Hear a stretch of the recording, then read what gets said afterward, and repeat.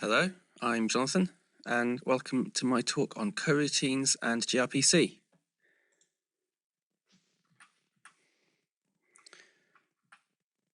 So have a quick look at the outline of the talk first.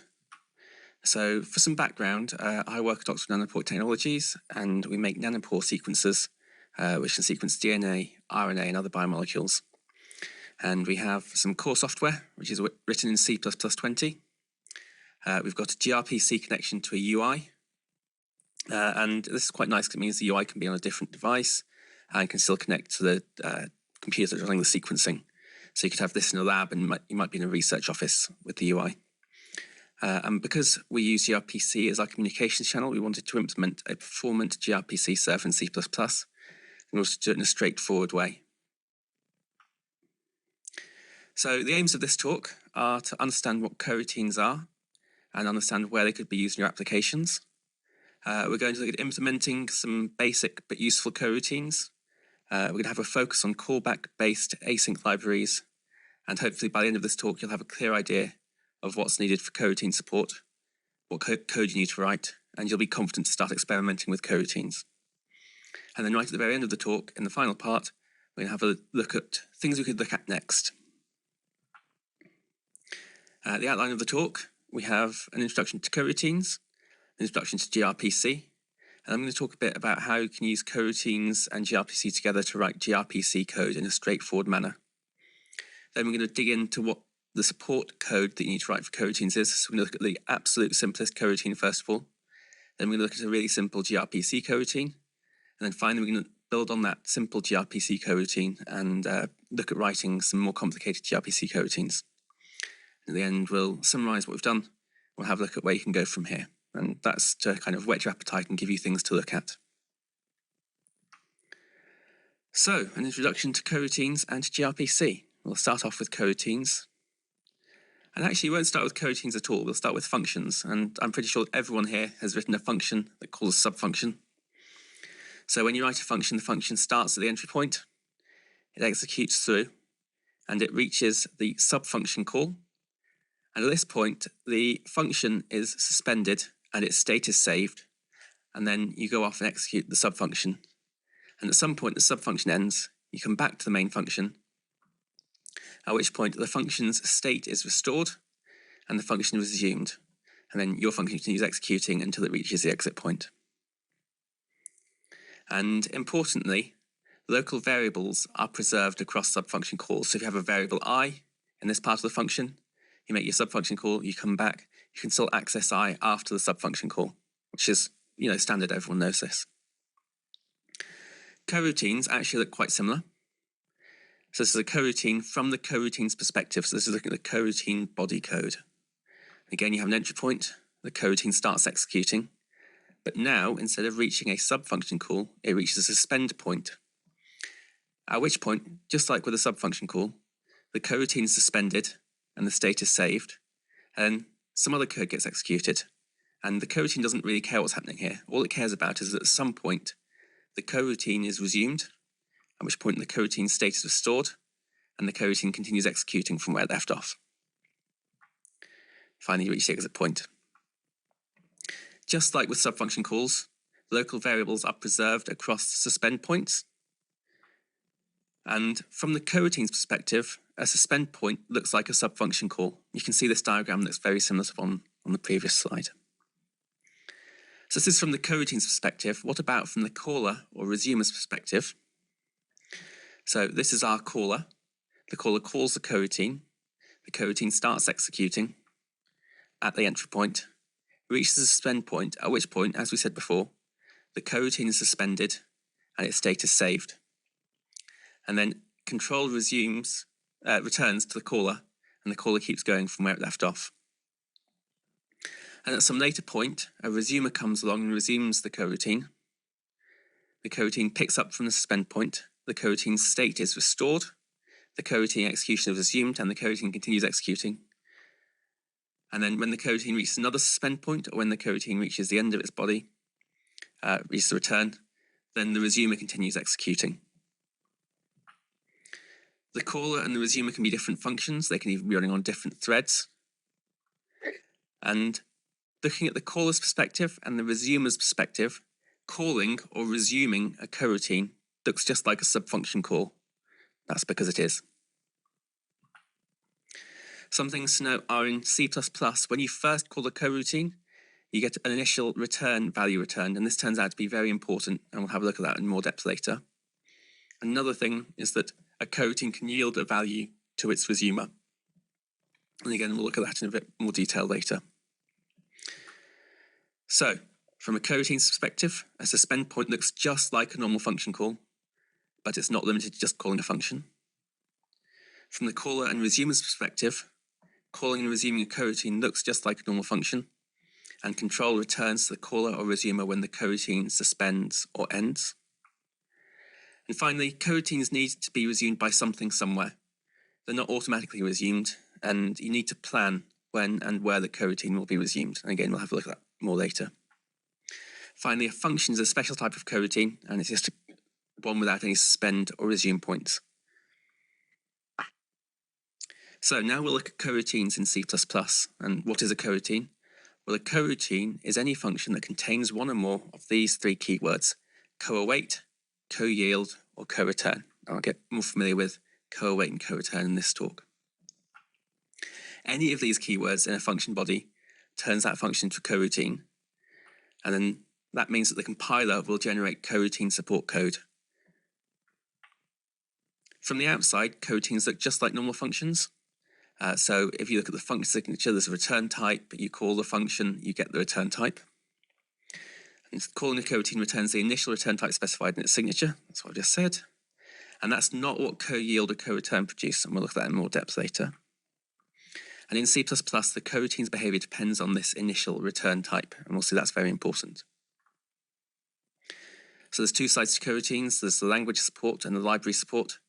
Language support is pretty good. You do need a modern compiler, but I think all of the big compilers support it quite well.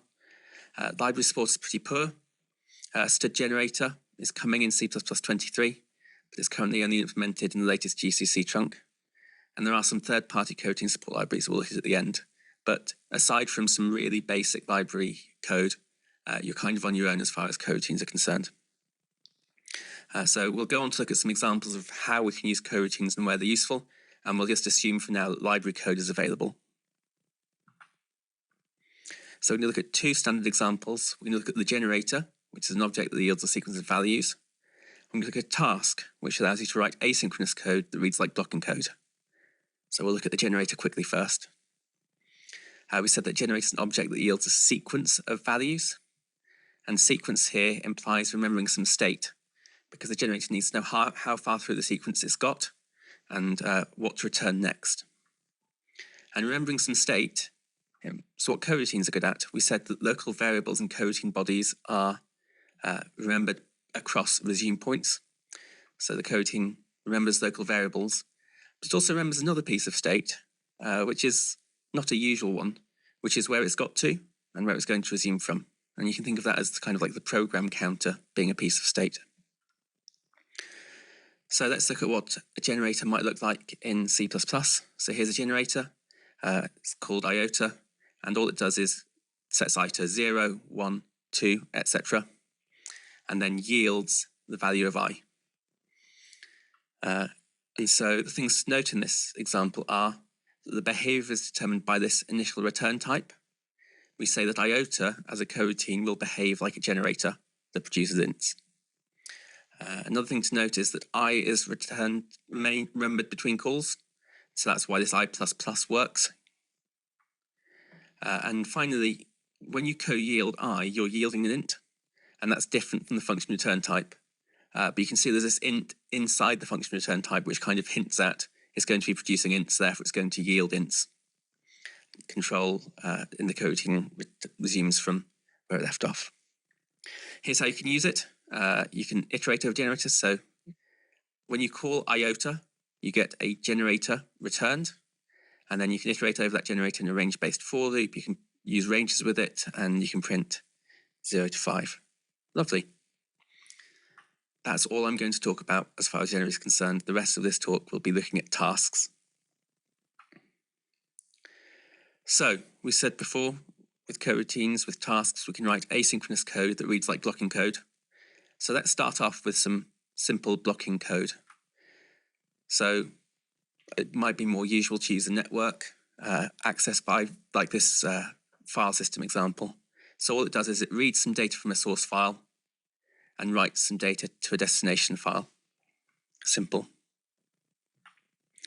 And read and write are blocking functions. So when you call read, it returns once all of the data has been read from disk.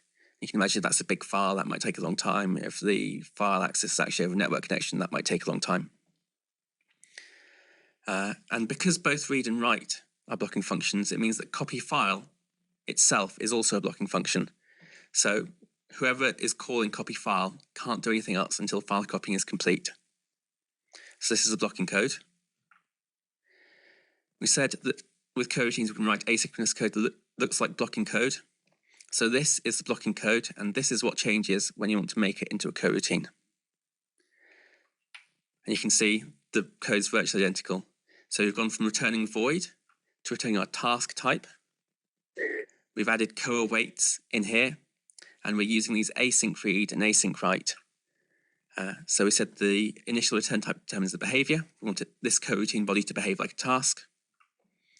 And these async read and async write are coroutine aware async functions. And all that means is that they return something that can be used with coawait. So looking just at these two lines at the coroutine body, what happens when the task starts executing? First of all, the task starts executing, reaches this async read call here, which starts the async operation going. And then the result of the async read call is passed this coawait operator, at which point the coroutine is suspended until the async operation completes. And then when the operation completes, the coroutine resumes executing from where it's left off, data's returned into the coroutine, and then we hit the async write function call, which again starts the async operation and returns something that can be used with coawait. And then finally, in the last coawait, the coroutine is suspended until the async operation completes. And once that async operation completes, the coroutine falls off the end of the body and the coroutine ends. So that's how it looks from the coroutine's perspective. Now we said that when you call copy file, to the caller it looks just like a normal function call and you get this task object back. So if you call copy file, you get this copy task, we can call it back. And the task object represents some work that needs to be done. And calling the coroutine doesn't actually execute any of the coroutine body code. All it does is it makes the task object and it returns it to the caller. But the task object represents work to be done. As programmers, we like work that gets done. So how do we take a task object with some work that needs to be done and make it actually do the work? So just going back a little bit, when you call the coroutine copy file function, no work is done initially and the coroutine is suspended just before executing the coroutine body. And this behavior is actually really useful. It helps avoid race conditions. And it means that no code in the coroutine body is executed on a thread that actually calls copy file. So we want to actually execute the task. We need to submit the task to something called an executor. And then the executor resumes the coroutine and the work gets done. What's an executor? Well, at its simplest, an executor is just a list of tasks and a thread to run them on. So that's submitting it to an executor. What does this code here look like from the executor's point of view? Well, first of all, the executor's running and it picks up the task. It resumes the task, at which point the task starts executing. The async read call gets hit, at which point the async operation is started. And then the coawait is hit, at which point the coroutine is suspended and something's registered so that the task is scheduled when the async operation completes. So when the async operation completes, a new task gets added to the executor saying, please continue this coroutine. Finally, when we hit the coawait point, control returns to the executor. And then the executor is free. It can execute other tasks until our async operation completes and the task is scheduled again. At which point the task resumed. We've reached this point now, data is returned to the coroutine. The coroutine continues executing until the async write, which again starts the async operation. And then again, we pass the result of async write to co-await, where the coroutine is again suspended, and again we register so that the task is scheduled when the async operation completes. And then finally, the write finishes, control returns to the executor. The executor can again execute the task, and then finally the write finishes. The task is resumed.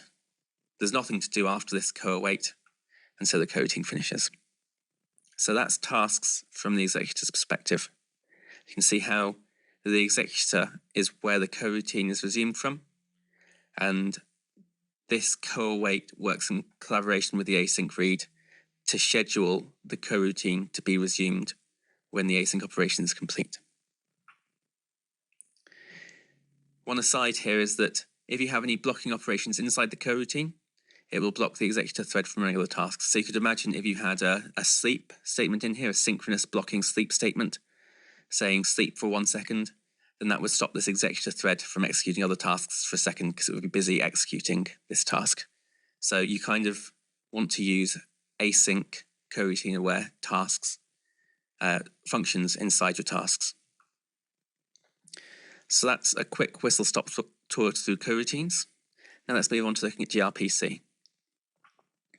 So what's an RPC, let alone gRPC? Well, an RPC is, I'm sure most of you are aware, is a remote procedure call.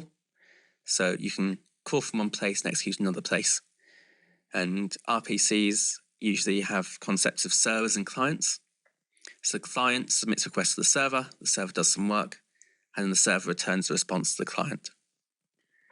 And then if you have an RPC implementation, it usually provides abstractions. So on the client side, you can connect to a server, you can call an RPC, and you can receive a response. On the server side, you can listen for requests, and you can supply application code that gets called when the RPC is called.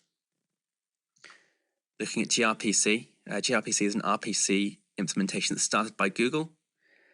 You define services called messages in this protobuf language, which is the description. And then you can generate framework code from that protobuf description. So you can generate in C++, you can generate in Python, you can generate in JavaScript, whatever you fancy. It's got 4 different call types: unary, server streaming, client streaming, and bidirectional. And we're going to look at unary and server streaming. And there's also lots of implementations you can use. There's synchronous, async, and reactor. So the synchronous one is just a blocking implementation. It's easy to use, but the scalability is quite low because for every single RPC call, the gRPC runtime spins up a thread and executes the call on that thread. But that does mean you can use blocking calls within the RPC client code that you write. Then there's this async implementation, which is very difficult to use. There's an event loop, and you need to manually drive the event loop and manually listen for calls happening. So that's quite difficult to use, but it's very scalable because it lends itself to using async code and processing lots of simultaneous calls on one thread. Whereas in the synchronous case, we process one call on each thread. And then finally, there's the reactor, or the callback implementation. And that's what we're going to be looking at again today. It's moderately easy to use. There's quite a lot of boilerplate you have to write. But it's just a wrapper around the async implementation. And so is about as scalable as the async implementation. So we're going to look at unary. We're actually going to look at server streaming calls. And we're going to look at synchronous and reactor implementations. So in order to compare the synchronous and reactor implementation, we're going to look at what code we need to write in order to receive a request, write that many responses, and finish with a status of OK. I'm going to write a synchronous implementation and a reactor implementation, and this is the server-side code. We're going to compare and contrast the code we need to write in each case. So in a synchronous server streaming call, this is the synchronous blocking one. And you notice here, this is a blocking write. So you write this body, and gRPC calls the code that you supply. gRPC gives you a server writer to write your responses back on. This write call, as I said, blocks until the write is complete. And you can see here, this loop is really explicit. You've got the for loop, and you can see, oh, this is how many responses I'm going to write, I'm going to write request count number of responses. So that's quite straightforward code. As we said, it spins up a new thread for each call, which means that it doesn't scale very well. But if you're only wanting to manage a few calls, this is really nice, easy code to write. Now let's look at the reactor call. So this looks a bit different. Now, instead of receiving a writer, we need to give back this write reactor that writes responses. And so in the call itself, we return a new reactor. And this reactor has to implement the actual logic of the call. Reactors are run on an internal gRPC thread pool. So that means, as we said before, that you can have lots of calls happening on the same thread in the thread pool because they're interleaved. And again, as with tasks, blocking calls within the reactor will block threads in the thread pool and reduce your throughput. We need to write this reactor class, and as we said before, this reactor class implements the actual logic. So what code do you need to write for the reactor class? Well, let's have a look at how server write reactors are intended to work. So it uses this sequence.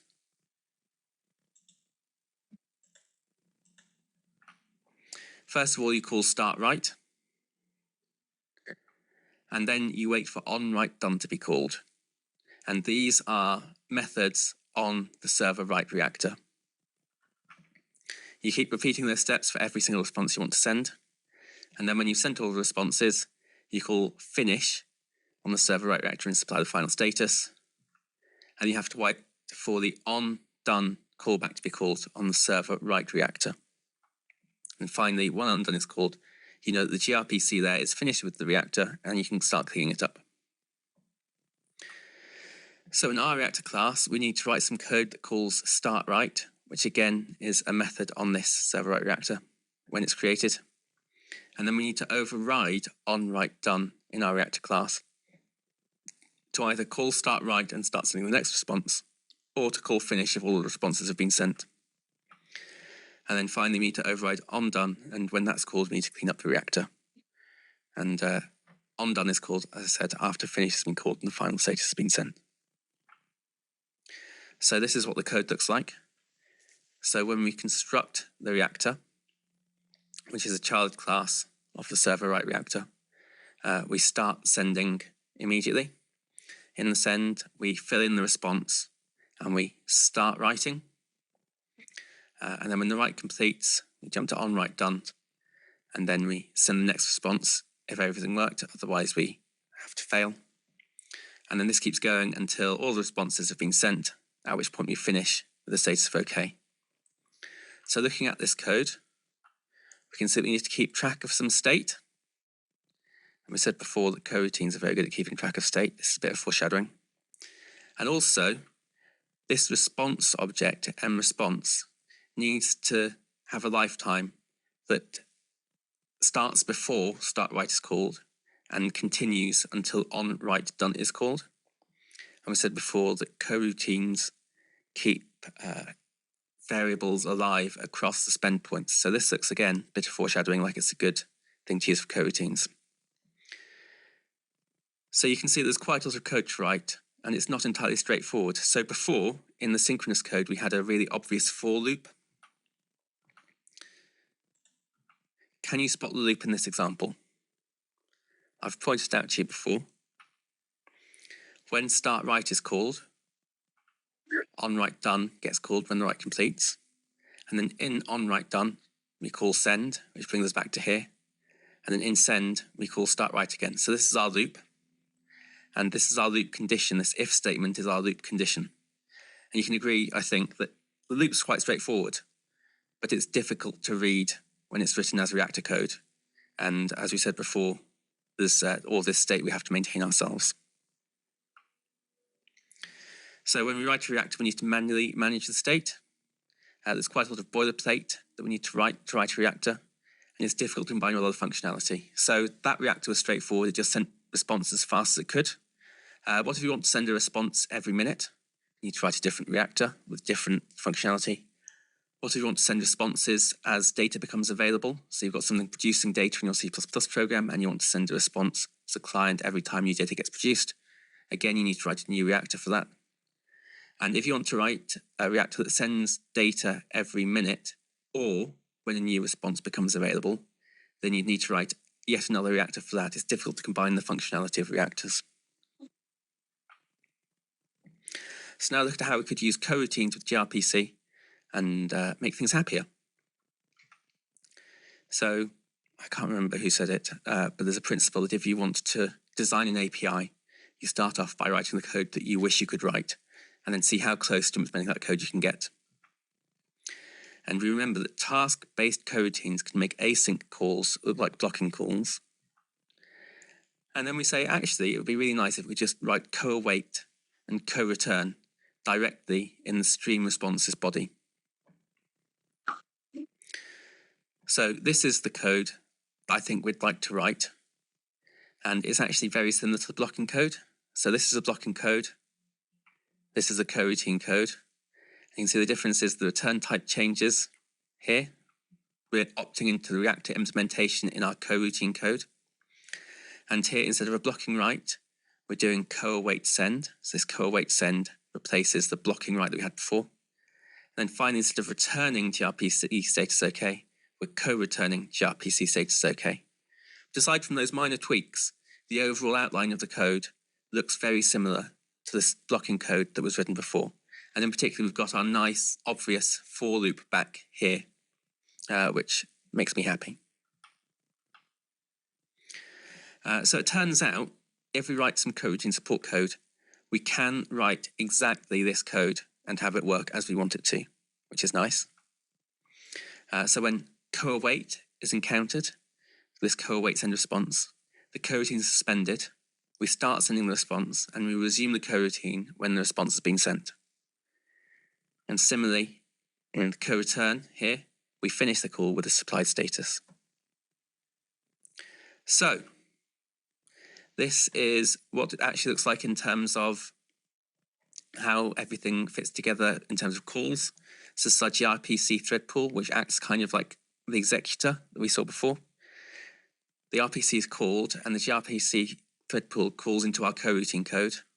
The coroutine starts running, at which point it reaches a suspend point, and the state is suspended and saved, and we call start write, and we register to be resumed when the write completes. Then when onWrite done is called, the coroutine is resumed, the coroutine state is restored, the coroutine resumes executing, and eventually the coroutine finishes or hits the suspend point, and control returns back to the gRPC thread pool. So the benefits of using coroutines, well, it's simpler to write the user code because it reads just like synchronous code, but you get the performance benefits we mentioned of using the reactor implementation. It runs on a thread pool rather than a separate thread for every call. With the example we just showed, it's impossible to get the call order wrong. So because we only start sending when we co-await, you can't have two writes in flight at once.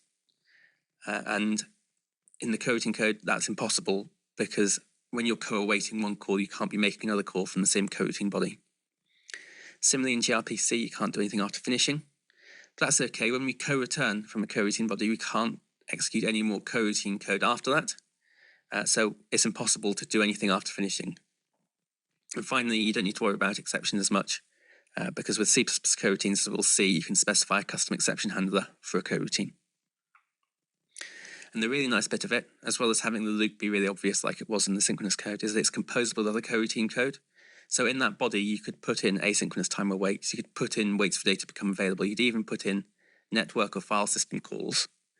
And all of that coroutine code, if you have coroutine-aware functions that do these things, becomes very easy to put together and to customize the behavior of your reactor, of your RPC call, in a very straightforward and readable manner. So in summary, we've seen that C++20 has language support for coroutines, but not much library support. It's really only the bare bones. We've seen that task-style coroutines can make async code look like blocking code. We've seen that gRPC is a performant reactor implementation, but it's a bit of a nuisance to use. You end up needing to write a different reactor for every use case. And we imagined the code we'd like to be able to write that reads like blocking code, but performs like reactor code, that's safe to use, and that's composable with async calls. That's it for part one. For part 2, what do we want to do? Well, first of all, we want to find out how to make a function a coroutine at all. We want to add support for gRPC coroutines, and we're going to add support for these two calls, co-return status and co-await send response. Cool, we're about half an hour in. Let's press on. Writing coroutine code. So, as I said before, the plan is to write the simplest possible coroutine we can imagine, and then write the support code for it. Then we'll write support for co-return a status, and we'll write support for co-await send response. So what's the simplest possible coroutine that you can think of? I think it's this one. You've got a coroutine f that returns an initial return object, and the body of f is literally just co-return, nothing more. And we said that we needed a coroutine keyword to turn it into a coroutine, and so this is our coroutine keyword right here. Now, you might notice that when we call f, an initial return object is returned to the caller, but we don't actually mention initial return anywhere within the coroutine body. Co-return doesn't return it. So where does the initial return object come from, and how is it constructed? Well, it turns out that, like I said before, the initial return type determines the coroutine's behavior.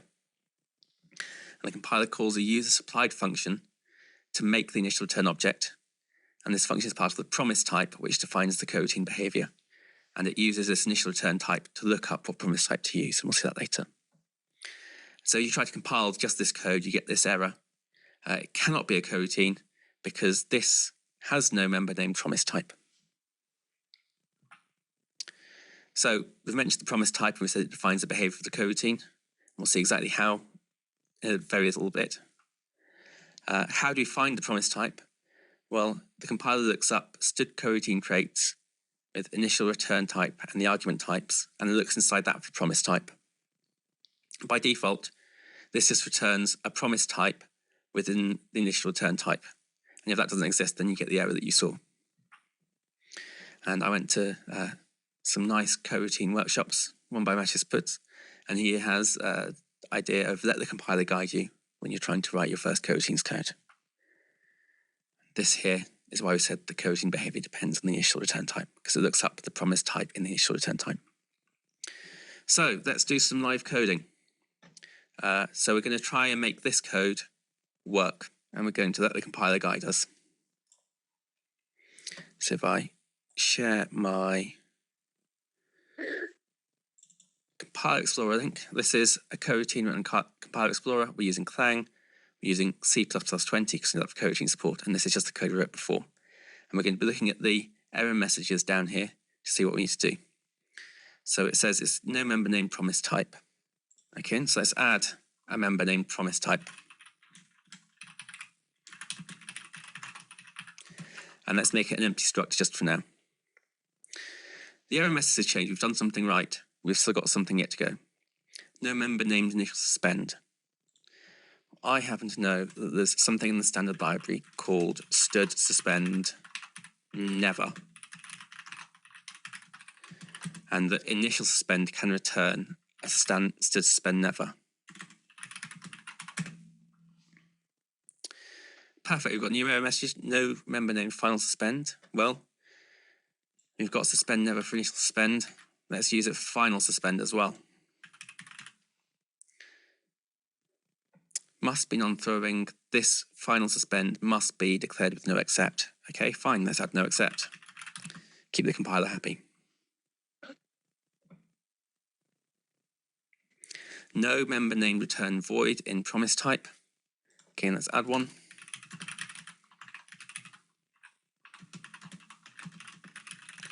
I'm going to make it do nothing for now. No member named get return object. And we said that the compiler calls a user supplied function to work out how to make the return object. And that's this function.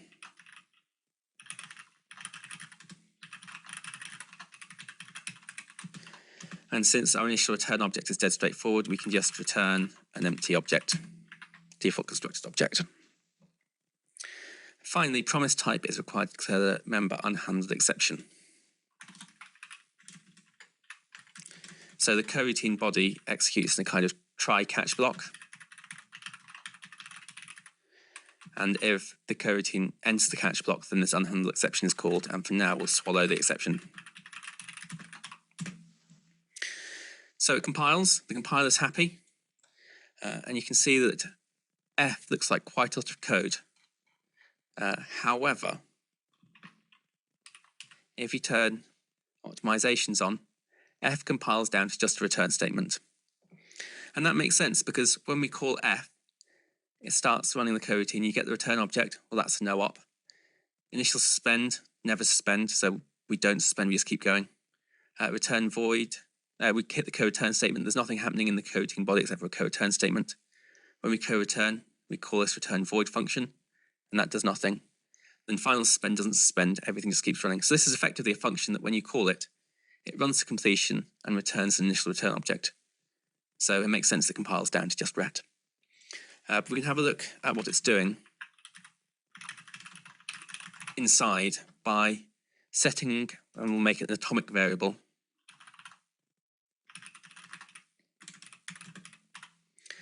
to various values, and then as it reaches various functions, it will set the atomic value.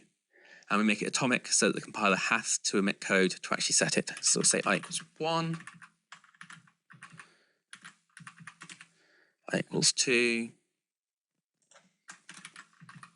I equals 3, I equals 4. Say I equals -1 here, because that's the error condition, as it were. And then finally I equals 5. You can see in the generated code on the right that the first thing that's executed is this get return object, because I is set to 1. And then initial suspend is executed, and it gets the initial suspend, which we said is suspend never. And then the coroutine body gets executed until the co-return line gets hit, at which point return void is executed, and then finally final suspend is executed. And you can see that we never get to this I equals -1 because we don't actually throw in the coroutine body. Cool, that's it for the live coding. Let's go back to the talk. So these are the answers. This is the promise type for our initial return coroutine. You see I've added a lot of context per and no except. That obviously makes it easier for the compiler to optimize. And this is what the compiler's generated code looks like. So with this function here and this promise type here, generated code looks like this. First of all, it looks at the promise type, like we said, using std coroutine traits. Then it creates an object, promise type object. Then it gets the return object from the promise type object. Then you do the initial suspend, which is suspend never, so it just continues straight through. Then you hit the coroutine body here. You co-return nothing, and so this is called promise.return void. If an error had been thrown, you'd hit this promise.unhandled exception, and then you have the final suspend, and again, we have suspend never. And because this coroutine doesn't suspend, the coroutine's finished, and we return the return object. And the return object is returned when control is returned to the initial call of the coroutine. So if there was a co-await somewhere, or if one of these initial suspend or final suspend wasn't suspend never, then the initial return object is returned to the caller when it first suspends. So what have we done? We've written support code for the simplest coroutine.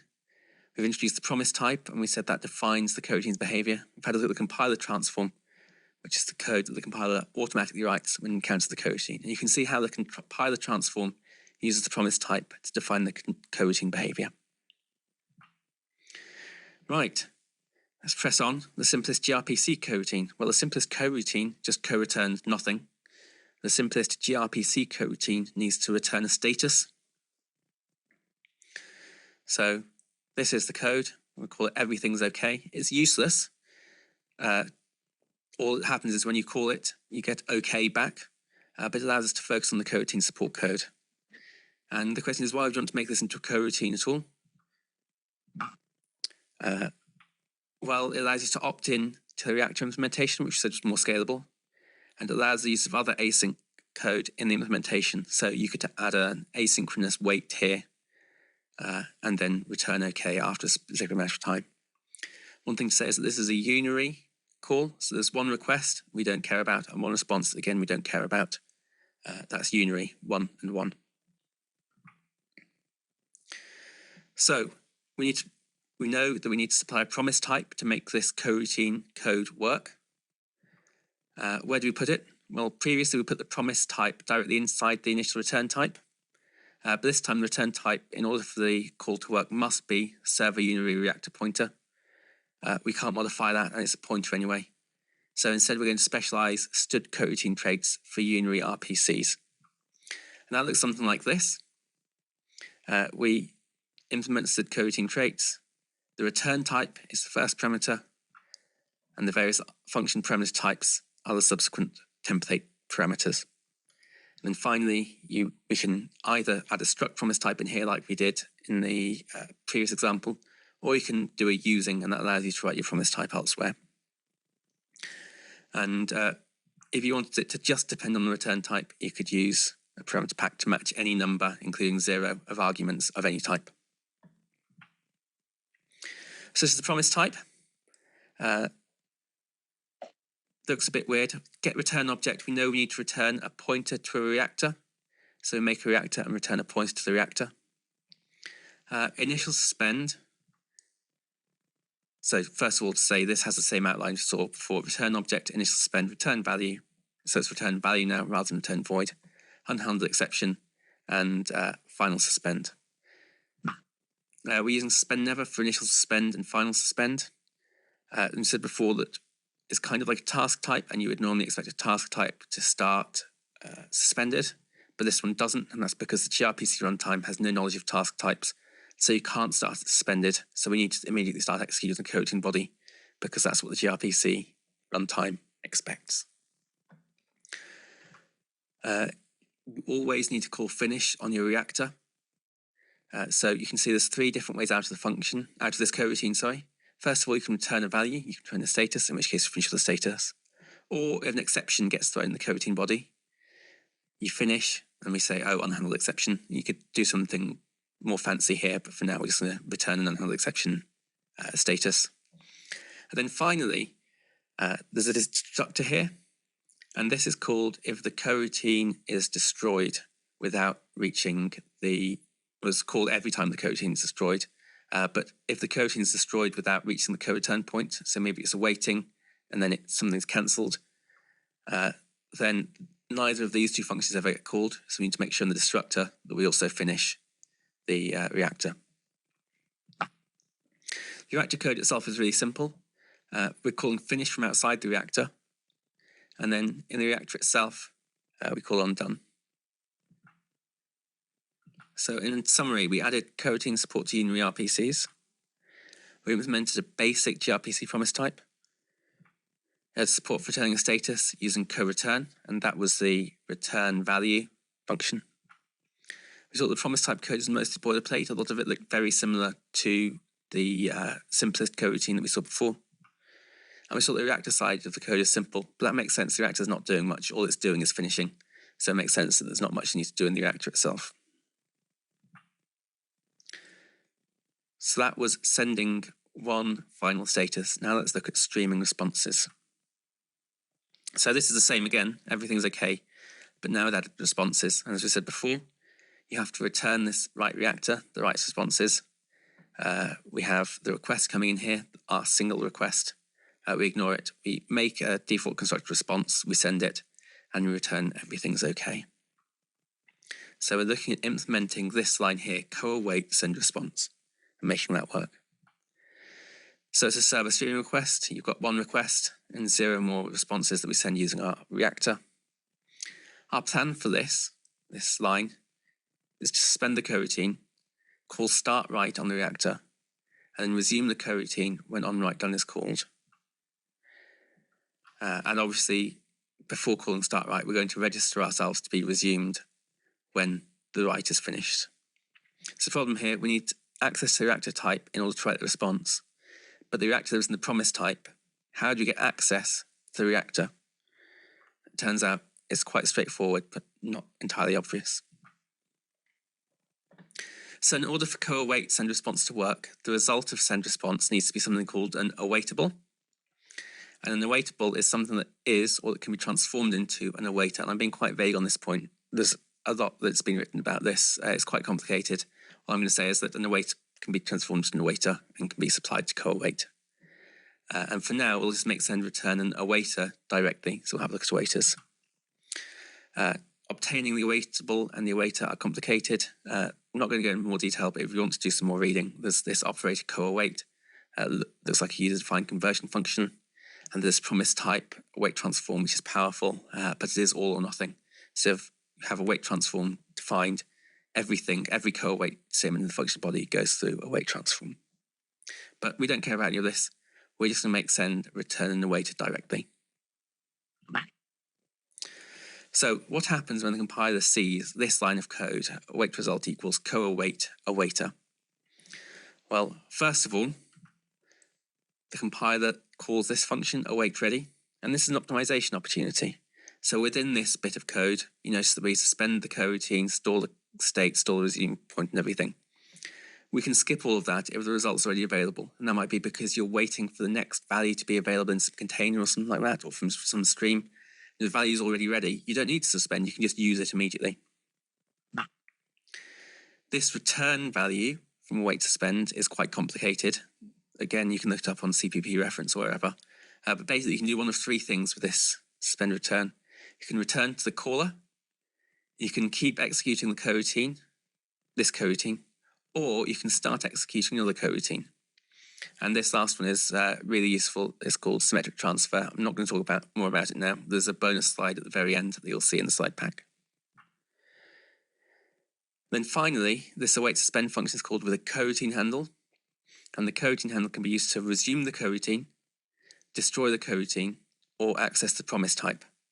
And so this coroutine handle is what we pass in order for other people to be able to resume us when their thing is done, because it used to resume the coroutine.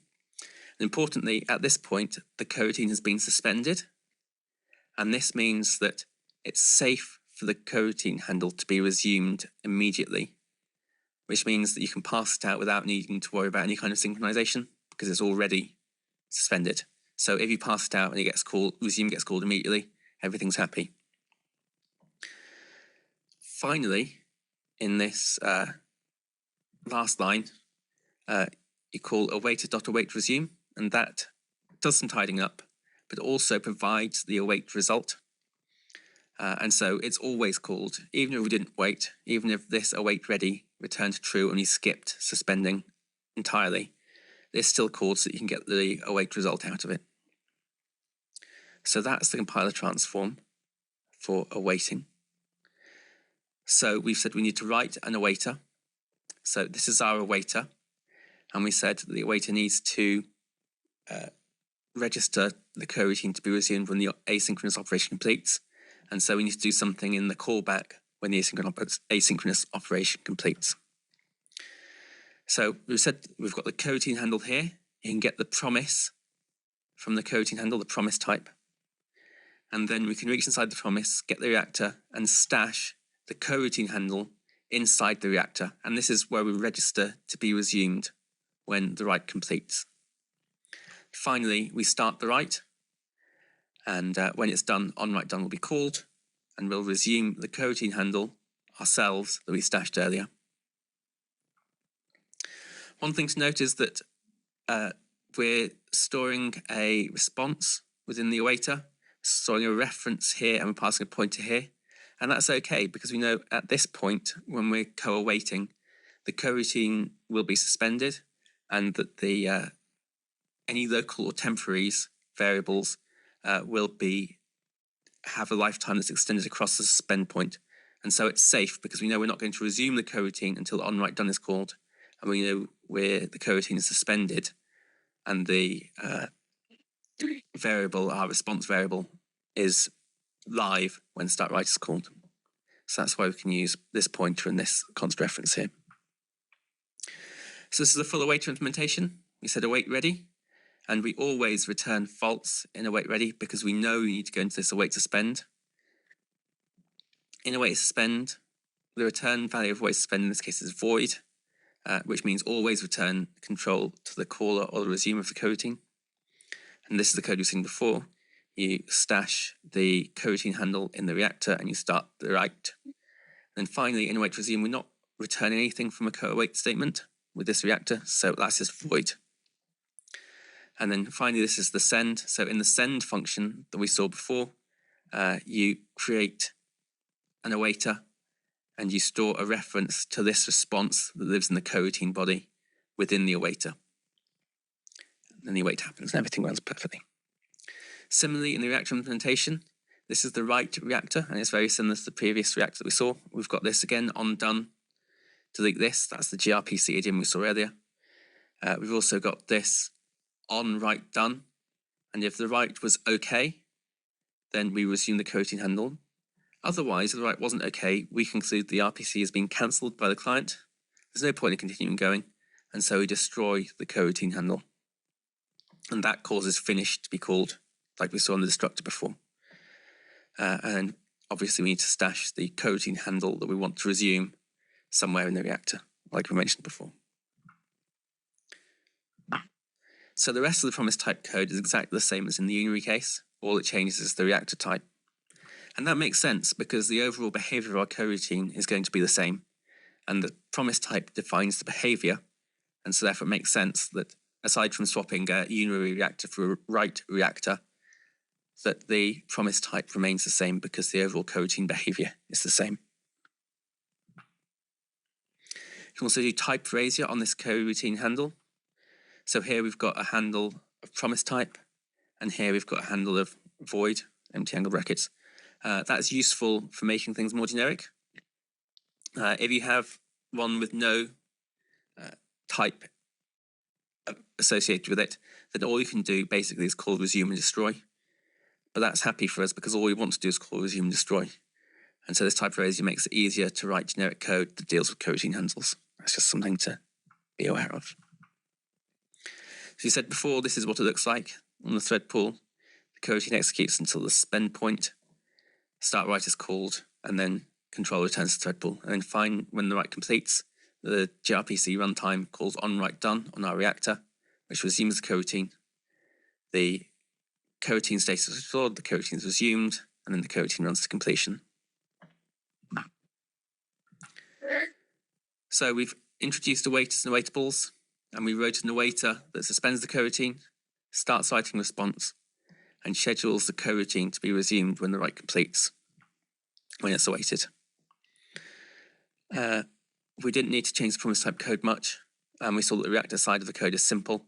When the write completes, we resume the coroutine at the start of the write. Perfect. So I'm 53 minutes in now. We've got 7 minutes to finish up. So what did we do in this talk? Well, we've integrated coroutines with gRPC. We wrote some really straightforward support code that's self-contained. It can be understood and built on, and you could actually support most of gRPC in a few hundred lines of code. And we saw an example of adding coroutine support to callback style async code with writing our own awaiter or awaitable, and then in that awaitable, scheduling ourselves for resumption. So hopefully you can take the techniques presented in this talk and apply them to your own callback style API, and then combine your callback style API with other coroutine code. So in the last little bit of the talk, last 5 minutes or so, I'm going to highlight other things that can be done from the build and the simple code we've seen so far. I'm going to highlight kind of things other people have done and hopefully inspire you when you come to write your own coroutine code and point out useful but not necessarily obvious things. So what else could you do? We could expand the gRPC support. So we had support for the rest of the server operations, and they all follow the same pattern of start the operation and wait for on operation done to be called in the reactor callback. So adding support for them is quite straightforward. You just follow the pattern that we've already got. Add support for client operations. They're very similar to server operations. There's some additional complications. So for example, there's some kind of start that you need to call on the client reactor, but it's not insurmountable. It can be done. It just requires a slight tweak to the code. And we could add support for gRPC timers, which gRPC calls alarms, and that would allow us to do async sleeps within our gRPC code and be resumed on the gRPC executor on the gRPC thread pool. We could make the reactor more flexible, so we could make reactor functions coroutine aware. We could have read and write functions that are coroutine aware. And what do I mean by coroutine aware? Well, I mentioned it right at the beginning of the talk. By coroutine aware, I mean that when you call a function, they start the operation, return an awaitable, and then when you co-await that awaitable, the coroutine is suspended until the operation is complete, at which point it's resumed. And this is how coroutine aware code is kind of expected to work. It's kind of like a future, waiting on a future, but doing it with this awaitable. So when you call something that you start with today sync, it runs and then you can wait on the future. And so this is the same. So using a coroutine aware reactor would look like this. You'd call reactor.write and you'd be able to co-await the response of reactor.write directly. Similarly, you can split it. So you can say reactor.write and get your awaitable, and then at some point later you can co-await the awaitable. And actually this turns out to be really powerful because with gRPC you can have a write and a read in flight at once. And so you can run operations in parallel. So you can kick off a write, but not wait for it. Then you can wait for a read to complete and start preparing your next response whilst the write is in flight. And then you need to remember to await your awaitable. And then when that returns, that means that the previous write is done. So now you can start on your next write. So make easy things easy, make hard things possible. I think this follows that idea quite well. So we saw before that the send call didn't start sending until it was awaited, and therefore you couldn't mix up having two writes in flight at the same time and breaking things. With this, now if you really need to, you can reach into the reactor directly and have a write in flight and a read in flight, but you do need to remember to wait for the first write to complete before you start the next write. One other huge topic we've not touched on is cancellation. So a client can cancel an ongoing gRPC call at any time. If the call is cancelled, we'd like to stop immediately. So let's say we're waiting for a minute before we send the next response. Well, there's no point in keeping waiting because the client's not going to be interested in that response. So we'd like to stop waiting on the timer if cancellation occurs. And we'd like to tell the client, yes, everything's finished on our side as quickly as possible when they ask to be cancelled, for the call to be cancelled. The gRPC, the reactor, has a cancellation callback, and you can use this to cancel non-gRPC operations. So you could imagine registering a callback with this callback to cancel your sleep or to cancel a read from network or whatever it is. You could do this using cancellation token, and support for cancelling coroutines is included in most coroutine support libraries. Speaking of coroutine support libraries, there's a load here. There's cplusplus23 that has std generator. It's currently only supporting GCC trunk. So you need to look elsewhere if you want coroutine support libraries. There's boost asio, which has quite nice support for cplusplus20 coroutines. It's quite nice to use, but it's a bit of a walled garden. So you can only co-await boost asio awaitables within a boost asio awaitable task. So you have to use asio all the way.